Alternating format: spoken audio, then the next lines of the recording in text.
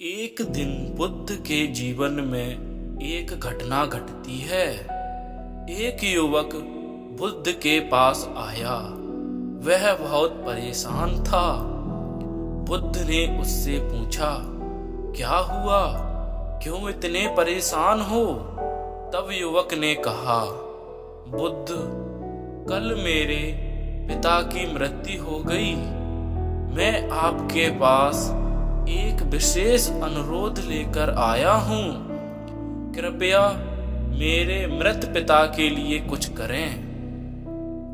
जब साधारण पुजारी कुछ संस्कार या अनुष्ठान करते हैं तो उन्हें स्वर्ग की प्राप्ति होती।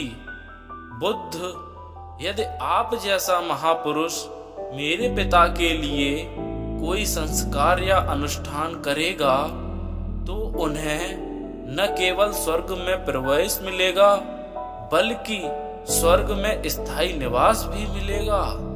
कृपया बुद्ध मेरे पिता के लिए कुछ करें।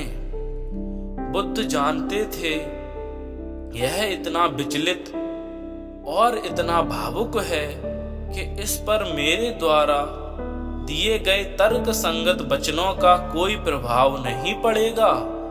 लेकिन चीजों को समझाने का बुद्ध का अपना तरीका था। इसलिए उन्होंने युवक से बाजार जाकर 2 मिट्टी के बर्तन खरीदने को कहा।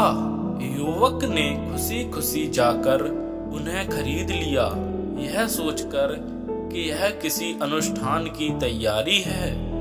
बुद्ध ने उसे एक बर्तन में मक्खन और दूसरे बर्तन में कंकड़ पत्थर रखने के लिए कहा। उसने वैसा ही किया। एक बर्तन में मक्खन और दूसरे बर्तन में कंकड़ पत्थर रख दिए। फिर बुद्ध ने कहा, अब इन दोनों बर्तनों को ठीक से बंद करो और सील करके इन्हें पास के तालाब में रख दो। उसने वैसा ही किया। दोनों बर्तन पानी में नीचे तक डूब गए। बुद्ध ने अब उससे कहा, एक मोटी छड़ लाओ, उन पर वार करो, उन्हें तोड़ दो। युवक ने यह सोचकर बर्तनों को तोड़ दिया कि अब बुद्ध मेरे पिता के लिए एक अद्भुत अनुष्ठान करेंगे। क्योंकि उसके पिता पहले ही मर चुके थे और कल उनका अंतिम संस्कार कर दिया गया था। बुद्ध उन्हें विकल्प के रूप में इन मिट्टी के बर्तनों को खोलने के लिए कह रहे हैं। जैसे ही उसने ऐसा किया, मक्खन सतह पर आ गया और तैरने लगा। कंकड़ दूसरे घड़े में से निकलकर सतह पर बैठ गए।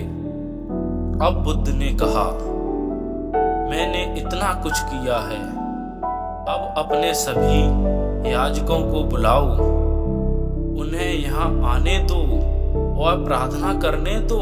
हे कंकड़, सतह से ऊपर उठो और हे मक्खन, नीचे डूब जाओ। युवक बोला, मजाक कर रहे हो बुद्ध, यह कैसे हो सकता है? यह प्रकृति के नियम के खिलाफ है। कंकड़ पानी से भारी होते हैं, वे नीचे रहने के लिए बाध्य हैं, वे तैर नहीं सकते।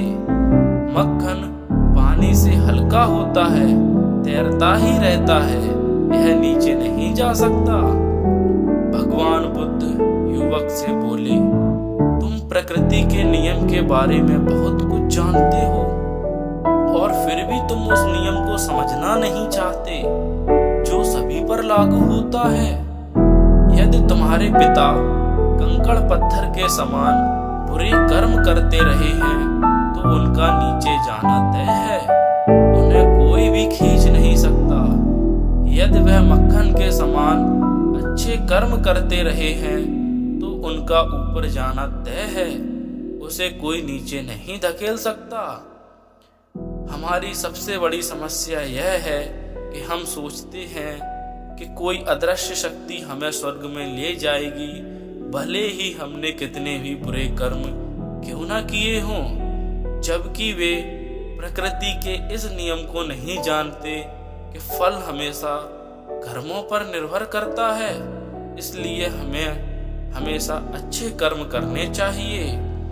यह प्रवचन बुद्ध ने महानामा नामक व्यक्ति को दिया था।